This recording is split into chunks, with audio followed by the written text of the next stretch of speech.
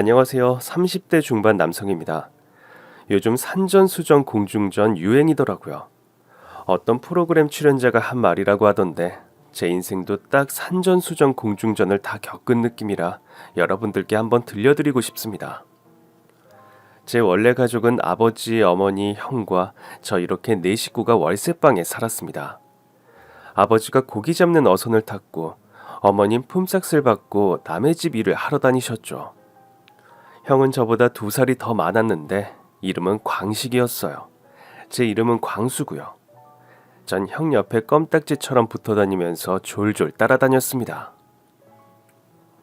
엄마, 광수가 자꾸 나만 따라와. 형아가 좋아서 그러지. 그치, 광수야?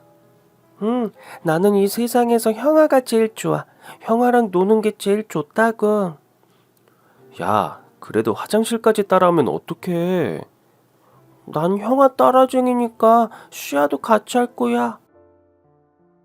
껌딱지처럼 형한테 붙어 있었지만 형이 초등학교에 입학하고 전 처음으로 외로움을 느꼈습니다. 집안 사정으로 전 어린이집도 다니지 않았었거든요. 그래서 학교 가는 형을 따라 교문까지 갔다가 혼자 털레털레 집으로 돌아와서 엉엉 울다가 학교 마치는 시간에 맞춰 다시 쪼르르 교문으로 달려가 형을 기다렸어요. 제가 그러고 있으니 형이 학교를 안 가겠다고 폭탄 선언을 해서 엄마를 놀래키기도 했습니다. 광씨가 그렇게 재밌다고 하더니 왜 학교를 안 간다고 그래? 혹시 누가 괴롭혀? 아니면 누가 때리는 거야?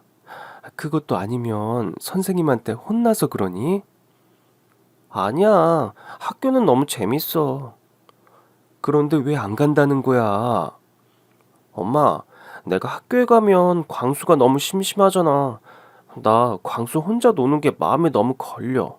형이 학교 가면 제가 심심하니까 그 재미있는 학교를 포기하겠다는 형의 말에 엄마가 웃으셨어요. 우리 광식이 형은 형이네. 광수가 심심해한다고 학교까지 포기하고. 우리 처치가 너무 의젓해서 엄마 가슴이 콱 메인다. 근데 광식아, 너무 걱정하지 마. 엄마가 있잖아. 엄마가 광수랑 잘 놀고 있을게. 정말요? 근데 엄마, 광수 아직 어린이잖아요. 아무것도 모르는 철부지 어린이니까요. 혼내지 말고 잘 좀 돌봐주세요. 아유, 그래, 그럴게요. 그러니까 우리 아드님은 안심하고 학교 가세요. 학교 가서 배운 내용 동생한테 가르쳐주면 광수가 더 좋아하지 않을까? 아이, 그럴까요? 아이, 그럼 엄마 저 학교 다녀오겠습니다.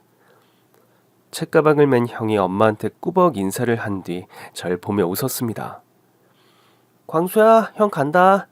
형 올 때까지 엄마랑 놀고 있어. 알았지? 이따 보자. 전 더 이상 형을 따라 학교 교문까지 가지 않고 집에서 엄마와 함께 형을 기다리게 됐습니다. 형은 반에서 누가 햄버거를 돌리면 집에 가져와서 저와 사이좋게 나눠 먹었죠. 심지어 껌 하나가 생겨도 반으로 나눠 먹었었어요. 집은 비록 가난했지만 내 식구가 함께라면 웃음이 끊이지 않았습니다. 아버지는 뱃일을 하면서 겪었던 재미난 이야기들을 들려주셨고 저희 형제는 아버지의 이야기 속에 푹 빠져 살았죠. 그런데 행복했던 시간도 얼마 가지 못했습니다. 엄마가 갑자기 병이 들어 자리에 누워 계셨거든요. 엄마, 나 배고파요. 밥 주세요. 아유, 광수야, 미안해. 엄마가 지금 힘이 없어서 그러는데 옆집에 가서 밥 좀 얻어올래? 엄마, 어디 아파? 왜 누워만 있어? 내가 약 사다 줄까? 아니야. 엄마 괜찮아. 좀 있으면 일어날 거니까 가서 옆집 가서 밥 좀 얻어와. 아버진 며칠 일을 나가지 않으시고 어머니 병간호를 했어요. 엄마는 아버지가 정성스레 다려주신 약을 먹어도 별 차도가 없었습니다. 엄마가 병석에 눕자 저희 집안엔 우환의 그림자가 검게 드리워졌어요. 형과 전 예전처럼 큰 소리를 내지도 않고 쭈뼛쭈뼛 눈치를 봤습니다. 엄마가 빨리 낫기를 간절히 기도했지만 엄만 그 해를 넘기지 못하시고 돌아가셨어요. 엄마가 저희를 향해 환하게 웃던 모습을 다시 볼 수 없다는 게 전 믿기지 않았습니다. 오빠 어떡해. 올케 언니 불쌍해서 어떡해. 애들 두고 눈에 밟혀서 어떻게 눈을 감았을까. 우리 광식이 광수 불쌍해서 어떡해. 고모, 우리 엄마 어디 갔어요? 엄마 보고 싶어요. 마냥 착하고 소심했던 아버진 엄마를 잃고 한동안 우울증 환자처럼 지냈죠. 저희를 제대로 돌볼 수 없는 현실에 낙담하고 한숨만 푹푹 쉬셨습니다. 설상가상으로 뱃일을 하다가 다리를 크게 다치셔서 다리를 절게 되자 완전 절망하셨죠. 하필 선주가 악덕 선주였기도 하고요. 4대 보험도 들지 않고 치료비도 일절 내주지 않아서 아버지에게 빚이 1,000만 원 가까이 늘었습니다. 이렇게 살아서 뭐해? 응? 대체 나더러 어쩌란 말이야. 오빠 술 좀 그만 마셔. 독하다고 입에도 안 대던 사람이 어쩌다가 반년 만에 술주정뱅이가 됐어. 내가 전생에 뭔 죄를 져서 이러는 걸까? 난 그냥 묵묵히 일하고 조용히 살았을 뿐인데 근데 왜 이런 시련을 주는 거냐고. 아이들 생각해서라도 오빠가 힘을 내야지. 마냥 이러고 술만 마시면 어떡해. 고모가 정신을 차리라고 아버지의 등을 찰싹찰싹 내리쳤습니다. 그걸 본 제가 달려들어 아빠의 허리를 껴안고 말렸죠. 우리 아빠 때리지 마세요. 우리 아빠도 아프단 말이야. 아빠 울지 마. 우리가 있잖아. 형도 아버지를 얼싸안고 울었습니다. 아빠 힘내세요. 우리가 있잖아요. 아버지가 저희 형제를 안고 펑펑 우셨습니다. 아빠가 미안하다. 아빠가 잠시 정신이 나갔나 봐. 아빠 다시 일어설 테니까 조금만 더 기다려줘. 그날 이후 아버진 밖으로 나가 일자리를 알아보러 다니셨어요.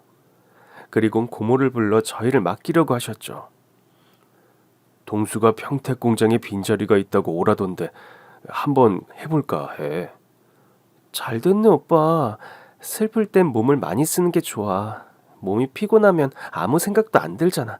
잘했어. 근데 공장 일 하면서 애들을 돌볼 수가 없어. 애들 데리고 있을 만한 것도 없고.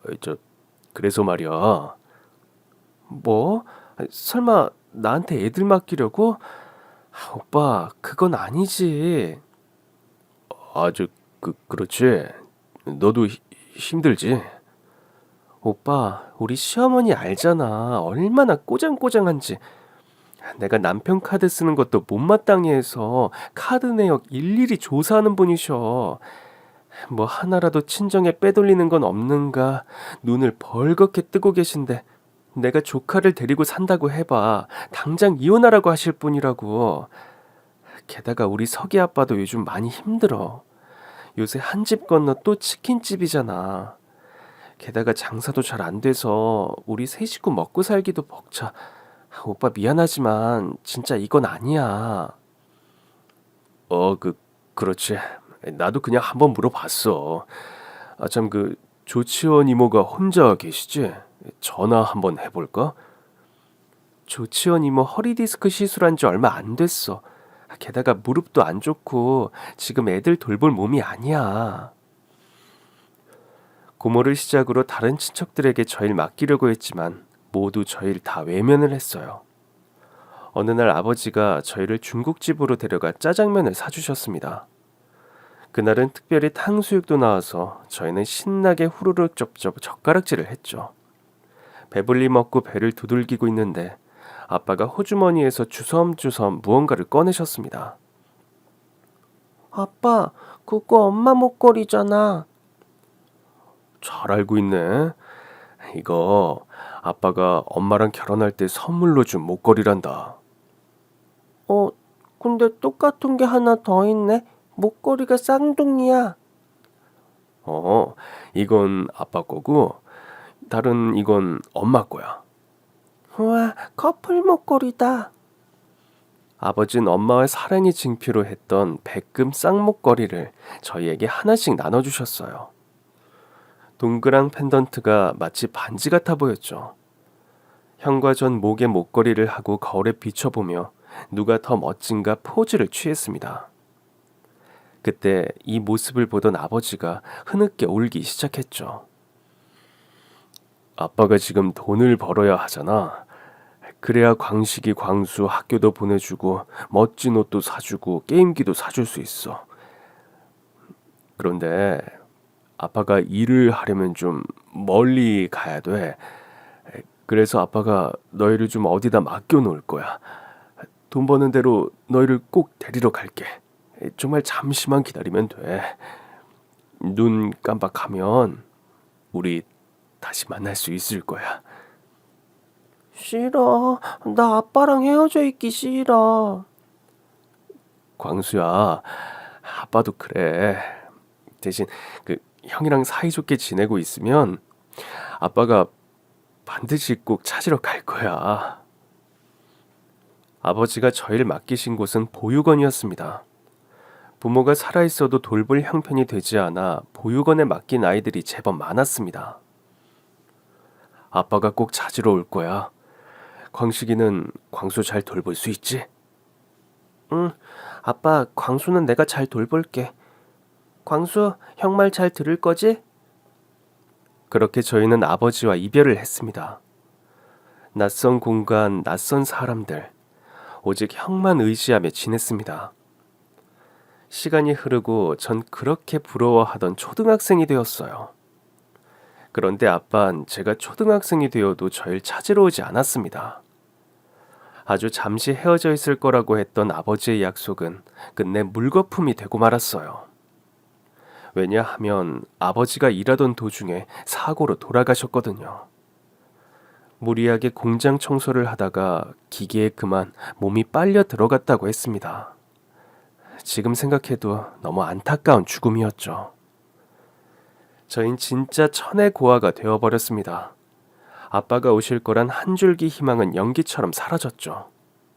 원장 선생님이 아버지의 부고 소식을 전하고 얼마 안 있어 저희를 불렀습니다. 박광식, 박광수, 10살, 8살이네. 어때? 응? 둘 다 여기 생활은 지낼 만은 하지? 네.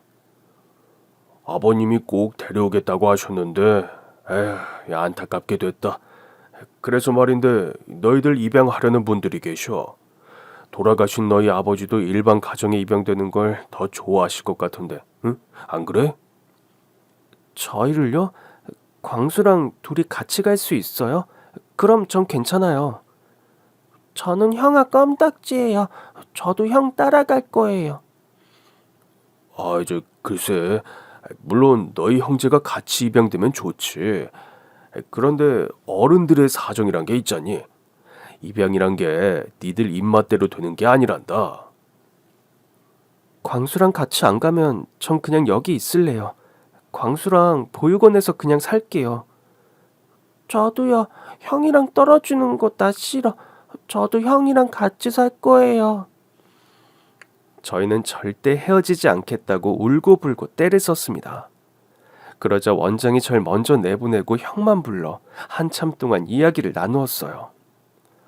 꽤 오랜 시간 원장과 상담을 마치고 나오는 형의 눈이 얼마나 울었는지 퉁퉁 부어 있었습니다. 원장님은 뒤에 절 불러 설득하기 시작했어요. 광수야, 너 입양하려는 양부모님 찐부자야. 재산이 어마무시하게 많아. 네가 아직 어려서 모르는데 집에 값 나가는 골동품도 많고 예술품이 그득한 집이야. 너 이런 집 쉽게 안 나온다. 네 형은 또 어떻고 그 집도 엄청 부자란다. 둘이 보육원에 있어봤자 18 되면 자립해야 되고 생각해봐. 부모 없는 세상에서 얼마나 힘들겠니? 입양을 권하는 이유는 너희들이 따뜻한 가정에서 사랑받고 자랄 기회, 사회에서 교육받고 성장하고 성공할 기회를 주는 거란다. 그러니 너네를 원하는 양부모가 나타났을 때 순순히 따르는 게 좋겠지? 그래야 착한 아이지. 그런데 광순이가 안 가겠다고 우기면 결국 형도 입양이 안 될 텐데. 광순아, 너 때문에 그 광식이 형 인생을 망칠 거야? 너야 어리니까 괜찮다고 쳐. 근데 광식이는 나이가 많아서 입양하려는 집도 잘 안 나와. 그러니까 내용인 즉슨 형이 나이가 꽉 차서 더 이상 양부모가 나타나지 않을 거란 원장의 협박이었습니다. 지금 입양이 되지 않으면 평생 보육원에서 살아야 하는데 아무런 지원도 안 해줄 거란 말을 들으니 갑자기 무서워졌어요. 그래서 알겠다고 원장님 하라는 대로 하겠다고 고개를 끄덕이고 말았습니다.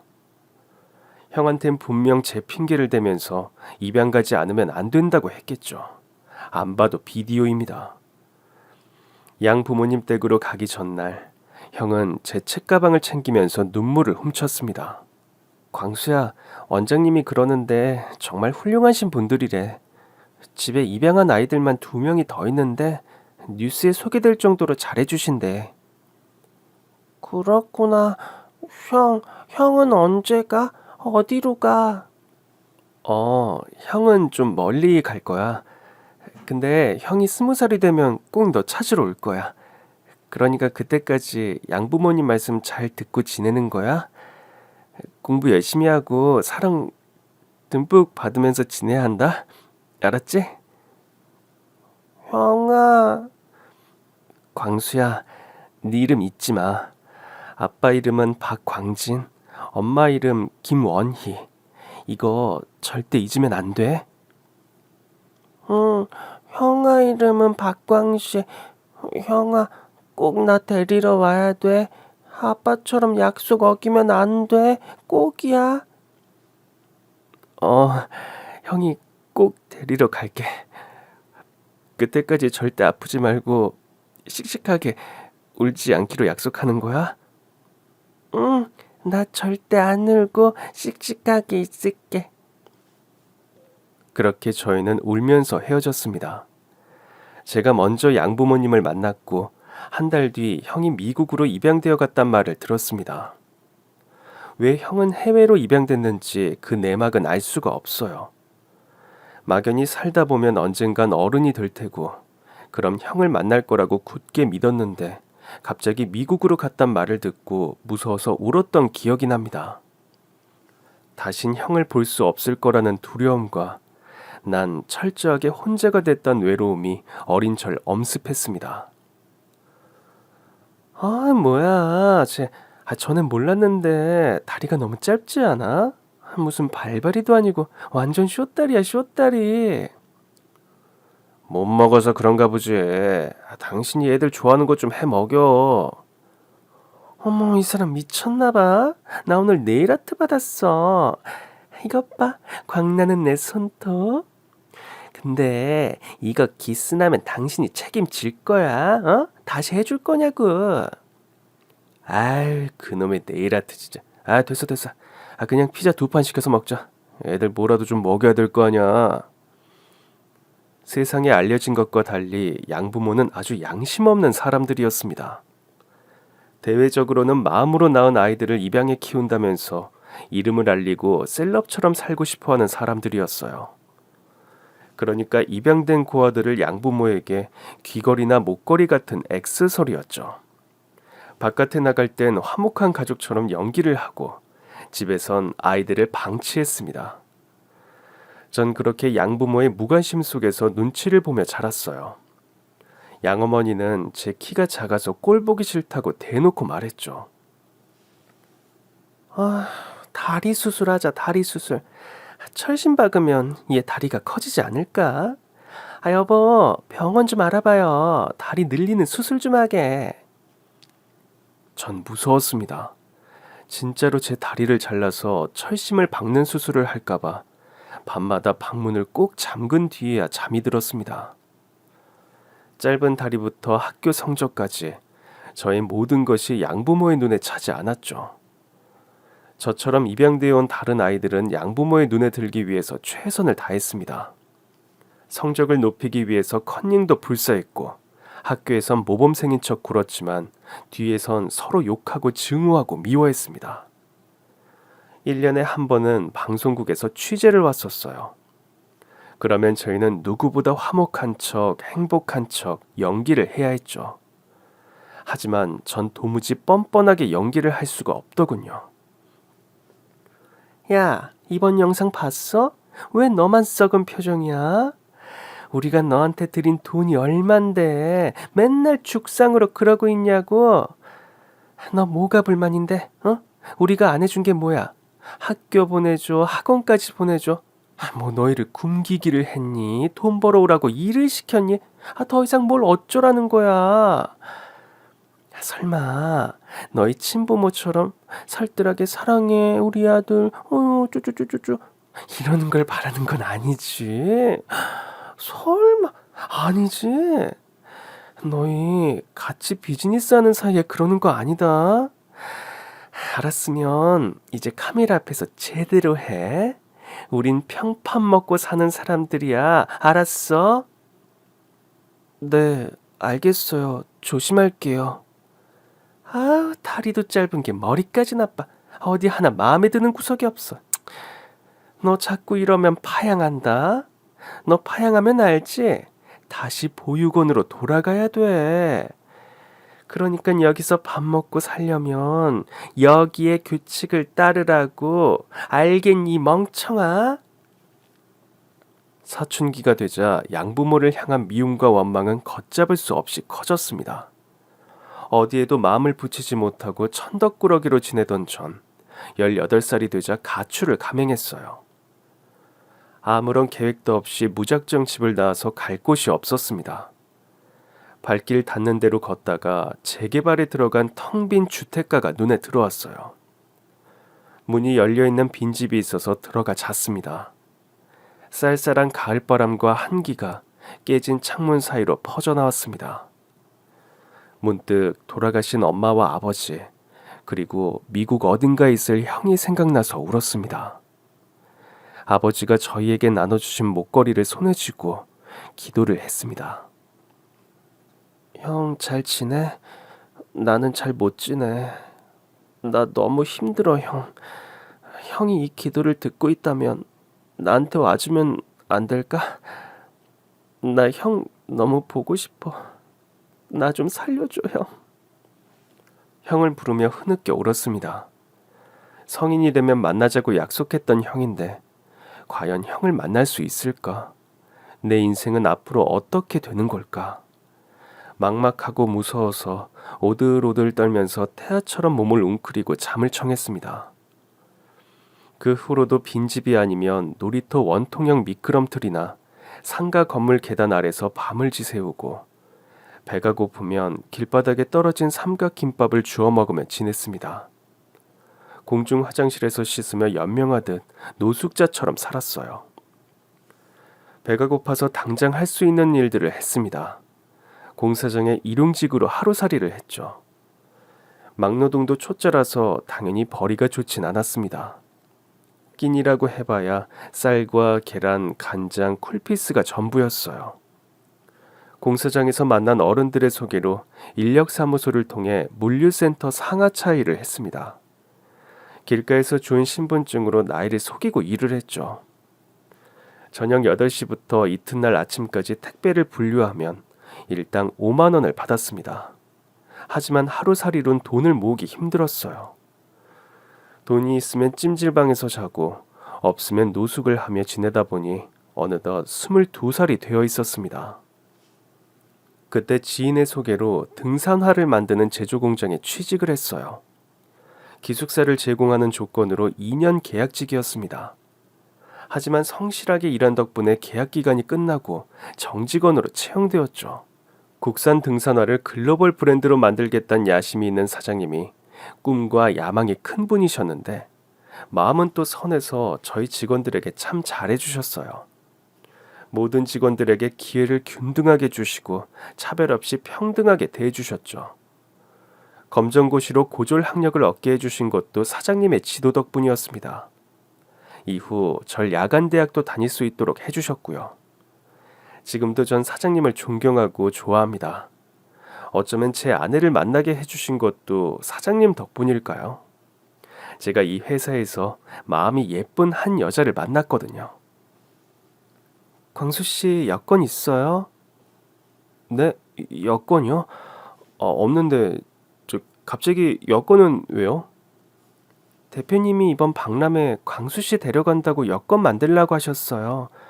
왜 미넨에서 세계 아웃도어 박람회 한다고 광수 씨 알 거라고 하시던데요? 아, 저는 그거 대표님이 술김에 그러시는 줄 저 오후에 구청에 들어가는데 그때 같이 가실래요? 신분증은 갖고 계시죠? 네, 민증 있습니다. 그럼 이따 봬요.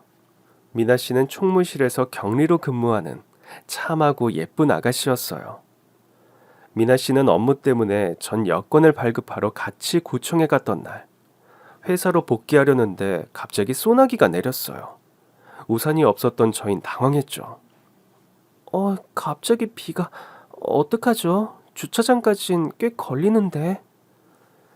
전 입고 있던 잠바를 벗어서 얼른 미나 씨와 같이 뒤집어 썼습니다. 마치 영화 클래식의 조인성과 손예진처럼요. 언젠가 봤던 영화 속의 주인공 같은 행동을 했을 뿐인데 막상 둘이서 비를 피해 뛰어가자니 이상하게 심장이 미친 듯이 쿵쾅대더군요. 그런데 그 가슴 떨림은 저만 그랬던 게 아니었어요. 그날 이후 미나 씨와 전 자주 눈이 마주쳤죠. 솔직히 말하면 제 눈이 미나 씨를 쫓고 있었죠. 제 온몸의 세포가 오로지 미나 씨에게 집중되던 그 시절. 전 가슴앓이마저 너무 행복했습니다. 가진 것 없고 자신감도 없었지만 사랑의 열병에 빠진 전 그 마음을 도저히 숨길 수가 없는 지경이 되어 미나 씨에게 고백을 했죠. 미나 씨, 미나 씨 좋아합니다. 미나 씨가 너무 좋아요. 그러니까 저와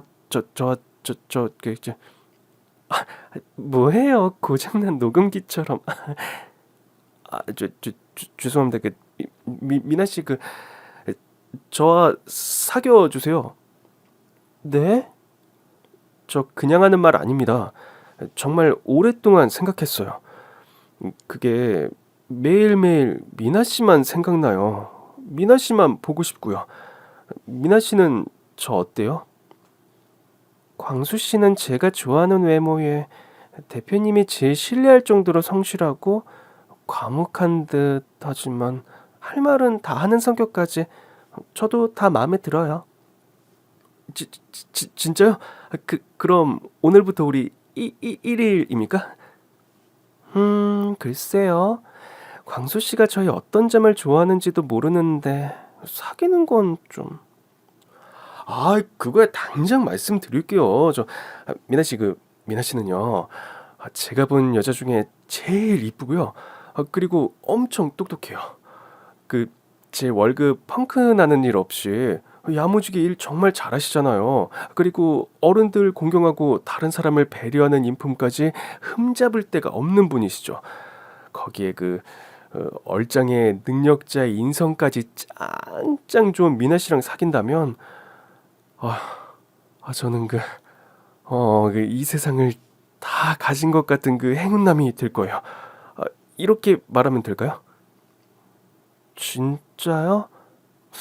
진짜 그렇게 생각하는 거 맞죠? 물론이죠. 미나 씨, 저 아시잖아요. 거짓말 못하는 거. 알죠. 잘 알죠. 그렇게 미나 씨와 전 본격적으로 교제를 시작했습니다. 미나 씨도 저처럼 부모를 일찍 여의고 큰 이모 집에서 성장했고 지금은 회사 기숙사에서 지냈어요. 그런데도 구김없이 맑고 밝은 사람이었습니다. 어딜 가든 주변을 환하게 밝히는 그런 사람이요. 대표님과 직장 동료들의 축하를 받으며 저흰 결혼을 했습니다. 그때가 27의 봄이었죠. 그리고 이듬해 아내가 임신을 했어요. 우리 애기 이름은 뭐라고 지을까? 자기 집에 혹시 이름 돌림자가 있어? 글쎄, 나는 광수, 형은 광식이었으니까 우린 광자 돌림이었는데 내 밑에는 무슨 돌림자인지 잘 모르겠네. 맞다. 자기 형은 미국에 입양됐다고 했지. 아마도 그럴 거야. 입양돼도 서로 연락하기로 했는데 편지 한 통이 안 오더라고. 보육원 통해서 편지 한 통은 보낼 줄 알았는데. 보육원에 찾아가서 물어봤어? 형 입양한 집 주소 정도는 알려주지 않을까? 친동생인데 그 정도는 알려주겠지. 그게 보육원에 갔다가 양부모 집에 끌려갈까봐 그게 겁이 나서 보육원을 피해 다녔거든. 그러다 보니 이렇게 됐네. 아내의 말을 듣고 전 보육원으로 찾아가 형 소식을 문의해 보았습니다. 다행히 미국 미네소타주 앤더슨 씨 집에 입양됐다는 정보를 알 수 있었어요. 저희 회사에서 제일 브레인이라고 하는 김 과장님에게 부탁해서 서류에 적힌 번호로 전화를 걸어보았습니다만 주임님, 그런 분 안 계신다는데요? 타일러란 사람도 안 산대요. 네, 바쁘신데 일부러 시간 내서 전화도 해주시고 고맙습니다, 김 과장님. 형님이라고 하셨죠? 저도 엄청 기대했는데 못 찾아서 너무 아쉽네요. 아닙니다. 과장님, 다 하늘의 뜻이겠죠. 언젠간 만날 거라고 생각하고 계속 찾아봐야죠. 하지만 미국이라는 거대한 나라에 20년 전 주소로 사람을 찾기란 하늘의 별 따기 같았습니다. 그렇게 전 1년 만에 포기를 하고 말았죠. 어느덧 제 나이도 30쯤이 되어 아들 하나를 둔 아빠가 되었습니다. 아내는 둘째를 임신하고 출산 휴직 중이던 그때 다니던 공장이 어려워지기 시작했습니다. 여보, 우리 회사 매도할지 모른다는 이야기 들었어? 아니, 누가 그래? 총무부 후임 수연이가 지금 회사 상황이 최악이래. 대표님이 중국 공장 만들고 진출하려다가 실패했지. 게다가 지난해부터 실적도 나쁘지. 제일 힘든 시기긴 해. 여보, 얼마 전 증권사 사모펀드 지분 투자자를 찾고 있는데 반응이 없대. 이렇게 가다간 회사 넘길 것 같다고. 설마 대표님이 이 회사 얼마나 아끼는지 당신이 더 잘 알잖아. 모르겠어. 대표님 사람이 너무 좋으셔서 찝찝한 게 있어. 뭐가 찝찝한데? 있지, 곽상무 말이야. 회사 창립 멤버라고 대표님이 진짜 아끼고 뭐든 오냐오냐 해주셨잖아. 근데 그분 뒷돈 횡령하는 거 꽤 됐거든. 이중장부 만든다는 소문이 있더라고. 뭐라고? 수연이가 알 정도면 대표님도 아실 텐데 왜 가만히 계시는지 모르겠어. 그랬습니다. 개국공신이나 다름없던 곽상무와 송전무 패거리가 대표를 몰아내고 회사를 차지하기 위해 회사 회계에 장난을 쳤고 그 바람에 회사는 자금난에 허덕이면서 투자처까지 나타나지 않아 심각한 경영난에 시달리게 되었어요. 대표님은 회사의 위기와 존망 앞에 결단을 내려야 했는데 경영 실패에 대한 고통보다 자신이 믿었던 동료들의 배신에 더 크게 상처를 받으셨습니다. 결국 대표님은 눈물을 머금고 회사를 곽상무 일당 손에 건네주고 말았죠. 대표님, 박주임, 아들은 잘 자라고 있고 둘째 출산은 언제야? 대표님, 이렇게 가시면 어쩝니까? 내 불찰인 걸 어쩌겠나. 등잔 밑이 어두운 줄도 모르고 도적을 아군인 줄 착각하고 믿었으니 내가 누굴 원망하겠어. 그 사람들 횡령으로 고소하면 안 되나요? 다 알아봤네. 뒤통수를 제대로 맞았어. 어쨌든 박주임, 그동안 정말 고마웠네. 우리 공장 처음 올 때 눈이 초롱초롱한 청년이었는데 벌써 아이들 아빠가 됐어. 대견해. 응? 아주 기특해. 대표님, 제발 떠나지 마세요. 다시 시작할 수 있어요. 자네 내 꿈이 뭔지 알지? 내가 만든 등산화 세계 최고로 만드는 거잖아. 비록 난 떠나지만 자네가 그 꿈 이뤄주게. 응? 우리 직원들이라면 할 수 있을 거야. 난 이제 밖에서 응원함세. 끝까지 회사를 지키지 못해서, 자네들을 지키지 못해서 내가 그거 진짜 정말 미안하네. 눈가가 붉게 물든 사장님이 회사를 떠나시던 뒷모습을 오랫동안 한참 바라보았습니다. 얼마 뒤 회사의 새 사장이 된 곽상무는 그야말로 최악의 사장이었어요. 지금까지 듣도 보도 못한 온갖 편법과 불법으로 근로자의 노동력과 임금을 착취하는 악덕 고용주가 바로 새로운 곽 사장이었습니다. 새 술은 새 부대에 담아야 한다면서 직원들 면담을 통해 근로계약서를 새로 작성하게 했어요. 이 과정에서 정직원까지 기존 근로계약서를 파기하고 새로 작성하지 않으면서 일당직으로 돌렸습니다. 오랫동안 공장에서 일했던 형편이 어렵고 많이 배우지 못한 분들은 회사에서 하라는 대로 사인을 다 하셨고요. 저도 마지못해 2년 계약직으로 일하게 됐습니다.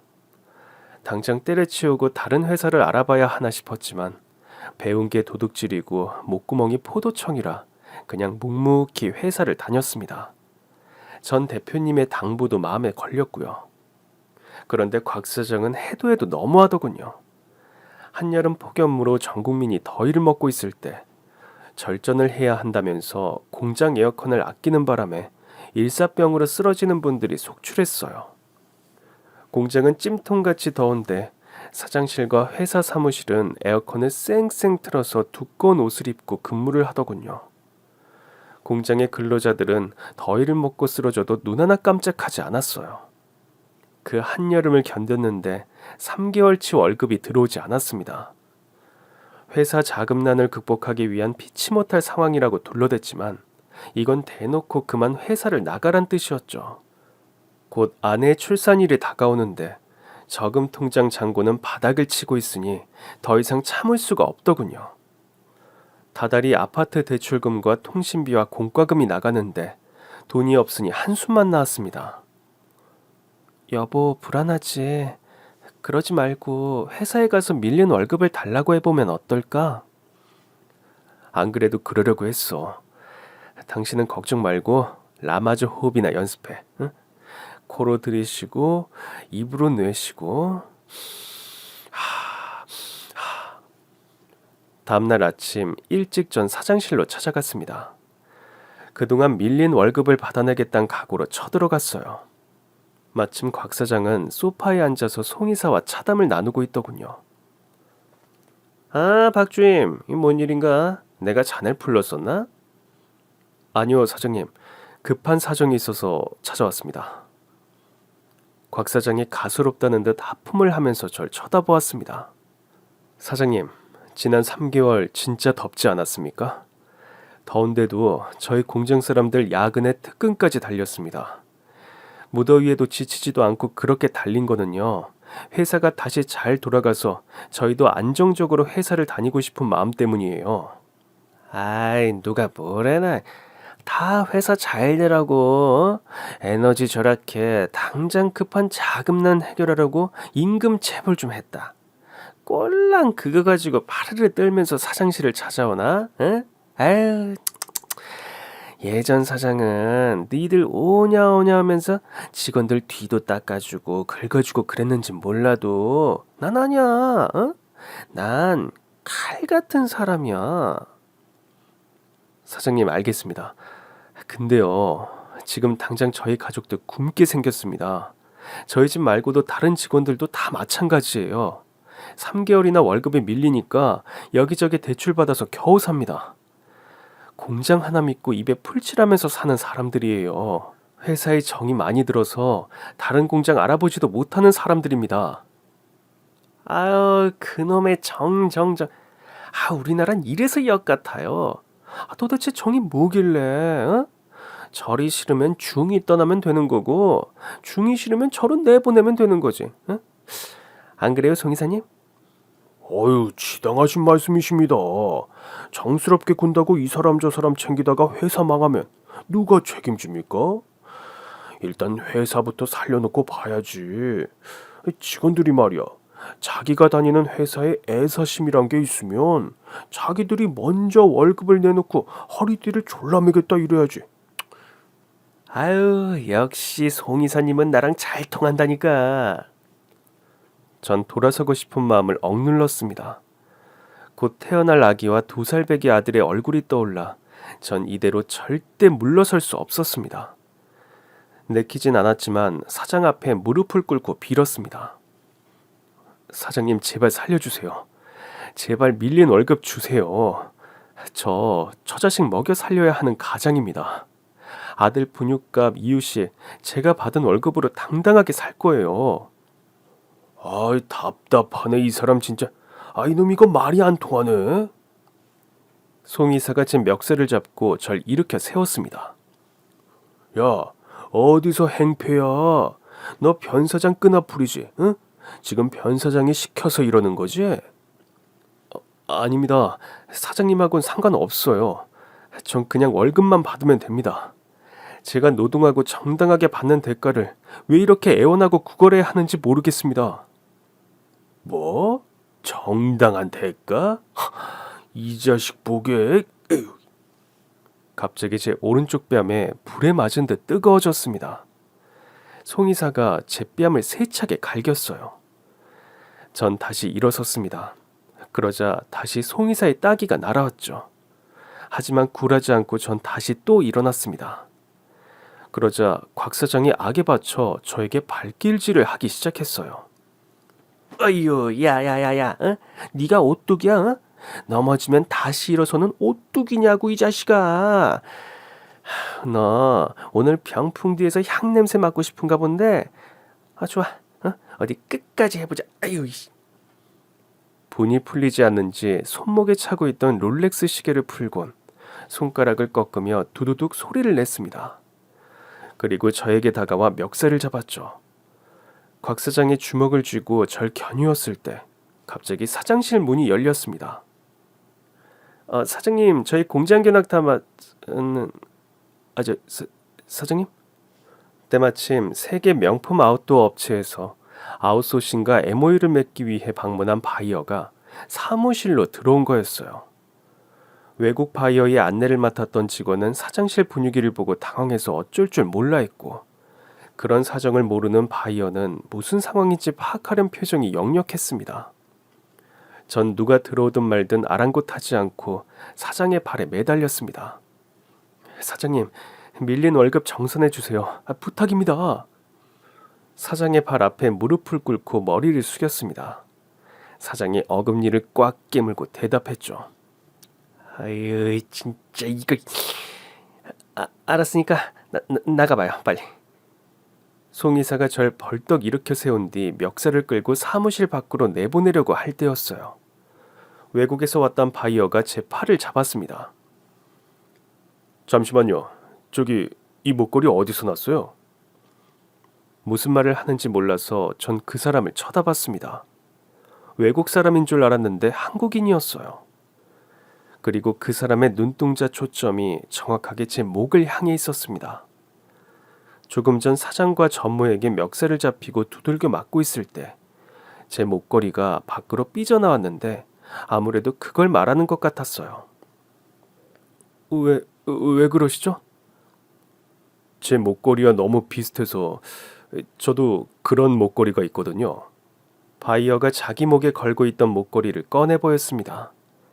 목걸이는 제 것과 쌍둥이처럼 똑같았죠.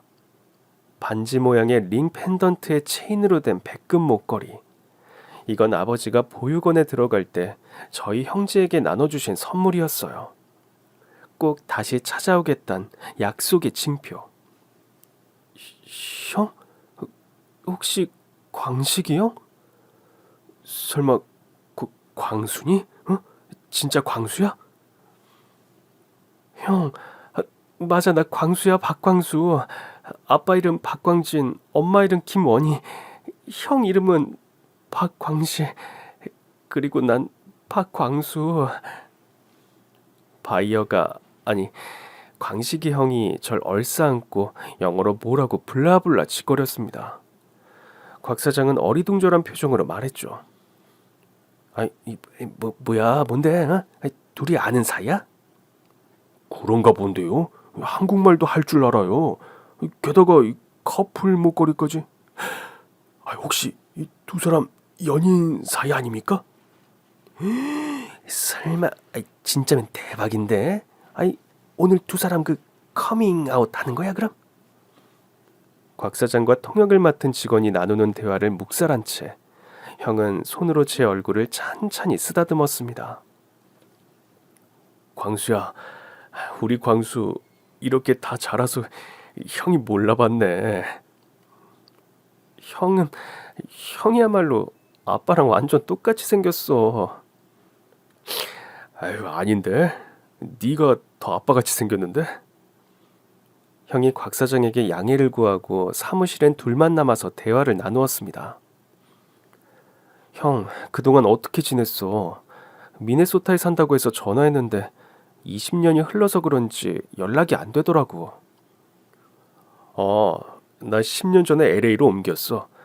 양어머니 건강 때문에 좀 따뜻한 곳이 필요했거든.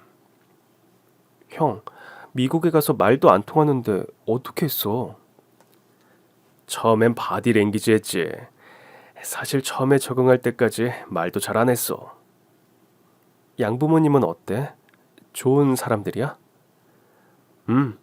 날 입양할 당시에 간절하게 아이를 원했다고 하더라고. 결혼 10년이 지나도록 아이가 없어서 입양하기로 했는데 양 할아버지가 한국전쟁 참전 용사였대. 그래서 양 할아버지의 입김이 작용한 거지. 한국에 대한 애틋함과 관심으로 한국 아이를 입양하기로 결정한 거. 근데 양부모님의 나이가 좀 많으셔서 너무 어린아이가 아닌 어느 정도 성장한 아이를 입양했으면 했대. 그래서 내가 가게 된 거라고 하더라고. 양부모를 따라 낯선 미국 땅에 도착한 형은 처음엔 대화가 통하지 않아 적응에 힘들어했지만 양부모의 따뜻한 보살핌과 영어에 점점 익숙해지면서 미국 생활에 완벽하게 적응했다고 합니다. 더구나 귀공자와 같은 외모와 수학 올림피아드, 미네소타주 101장 사생대회, 육상대회 나가서 대상을 타면서 지역에서 유명인이 되었다고 했어요. 고등학교도 최고의 살인 명문을 수석으로 입학하고 대학도 명문대를 졸업한 수재로 성장했으니 직장도 형이 원하는 곳은 어디든 들어갈 수 있었대요. 하지만 형은 친구들과 함께 사업을 시작했고 지금은 세계적인 아웃도어 브랜드를 만들었다고 합니다. 형 진짜 대박이다. 그 회사가 형 거라고? 세상에, 그 말로만 듣던 4천억 부자가 우리 형이란 말이야? 아빠 엄마가 아시면 진짜 좋아하시겠다. 넌 그동안 어떻게 지냈어? 보육원 원장 선생님 말론 정말 남부럽지 않은 집에 널 입양시킨다고 했는데 부자의 직업도 좋고 진짜 선한 일 많이 하시는 좋은 부모라고. 넌 그동안 어떻게 살았니? 전 명망 높은 집안에 입양되어 갔지만 겉보기와 달리 입양 아들을 자신들의 장식품으로 치부했던 양부모와 그 집을 가출하고 살아왔던 제 고난과 역경의 시절에 대해서 이야기해 주었습니다. 모르겠어. 그분들은 자식에 대한 기준이 높았던 것 같아. 학교 성적은 우수해야 하고 외모적으로도 월등해야 하고 자기들 옆에 섰을 때 자기들의 업적을 빛낼 수 있는 그런 자식이 필요했는데 난 그러기 싫더라. 말을 안 들으니까 체벌도 어찌나 가혹하던지. 지금도 생각도 하기 싫어. 꾹꾹 참고 살다가 18살이 됐을 때 욱하는 마음으로 집을 나왔는데 정말 갈 데가 없어서 공중 화장실에서 세수하고 마트 화장실에서 양치질하고 빈집에 들어가서 자기도 하고 그렇게 버티다 보니까 결국 여기 공장까지 오게 됐네. 그러니까 울지 마, 형. 형 잘못이 아니잖아. 불쌍한 내 동생. 난 바보같이 원장님 말을 철석같이 믿고 있었어. 말이 안 통하는 미국보다 한국이 훨씬 더 나을 거라고. 아유씨. 형은 많이 분했는지 F로 시작하는 욕을 마구 퍼부었습니다. 형 괜찮아. 난 지금 결혼해서 잘 살고 있는데 이제 나 두 아이 아빠다. 우리 둘째 태어날 때 형까지 만나서 너무 좋다. 형도 결혼했지? 나도 했지. 아쉽게도 아이는 아직 없고. 갑자기 조카 둘이 생겼네. 근데 아까 사장실에서 왜 무릎을 꿇고 있었어? 거기서 무슨 일이 있었는지 형한테 다 말해봐. 그게 실은 이 회사가 참 좋은 회사야. 전에 사장님이 좋은 분이라 직원들한테 참 잘해주셨거든. 근무 계약도 철저하게 지키고 시간의 수당이며 인센티브도 칼같이 나왔고 사원복지도 대기업만큼은 아니지만 나름 좋았었어. 그런데 재작년에 중국 진출한다고 무리를 하는 바람에 자금난에 허덕이고 부도 위기를 맞았거든. 그때 상무였던 지금의 곽 사장이 전 사장님을 몰아내고 자기가 회사를 차지한 거야. 와이프 말론 뭔가 횡령의 꿍꿍이가 있었던 것 같은데 우리 같은 공돌이가 무슨 재주로 그걸 증명하겠어. 다들 심증은 가는데 확실한 증거가 없으니까. 그런데 이 곽 사장이 오너가 된 뒤로 악덕 고용주가 뭔지 제대로 보여주더라고. 지난 여름엔 에어컨 바람도 없이 공장을 돌리는데 사람들 막 픽픽 쓰러지고 거기에다가 3개월치 월급도 안 주잖아. 나 곧 있으면 둘째도 태어나는 마당에 이러단 진짜 죽겠다 싶어서 이판사판으로 사생결단 내려고 왔다가 무릎을 좀 꿇게 된 거야. 자리에서 벌떡 일어난 형이 곽 사장을 불러들였습니다. 전 직원을 함부로 대하는 사장과 거래하지 않습니다. 오늘 하기로 했던 아웃소싱과 MOU 건은 없었던 걸로 하시죠. 갑자기 왜 이러는 거요? 아직 두 사람 뭔데? 혹시 그 두 사람 게이야? 그지? 나 이 둘이 수상하다 했어. 야, 너 딱 걸렸어. 내가 니들 그 세상에 다 폭로할 거야, 진상을. 뭔 개뼈다귀 같은 소리야. 당신이 때린 이 사람 내 친동생. 이 세상에 하나밖에 없는 내 친동생이라고. 뭐 친동생이라고? 진짜 친동생? 어떻게 그럴 수가 있지?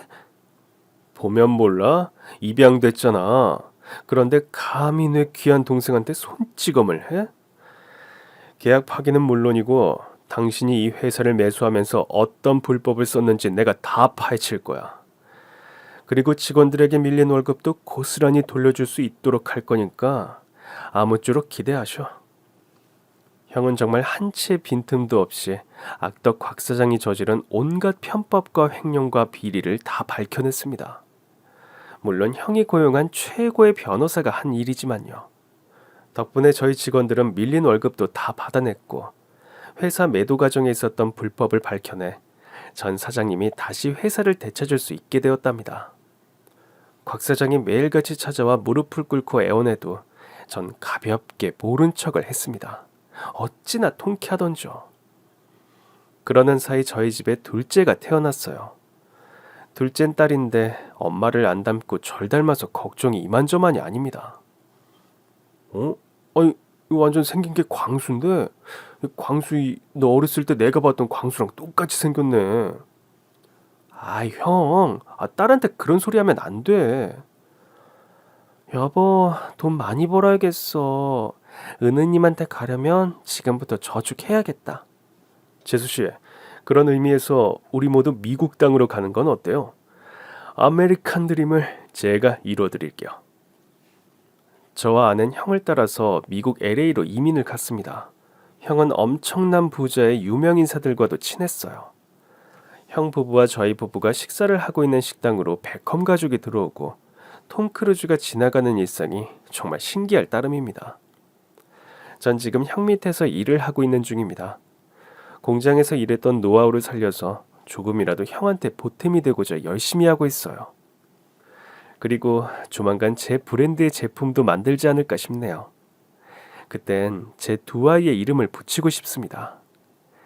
그날이 하루빨리 오길 두 손 모아 이렇게 기다리고 있습니다. 그럼 지금까지 제 긴 사연 들어주셔서 정말 감사합니다. 오늘도 행복한 하루 되세요.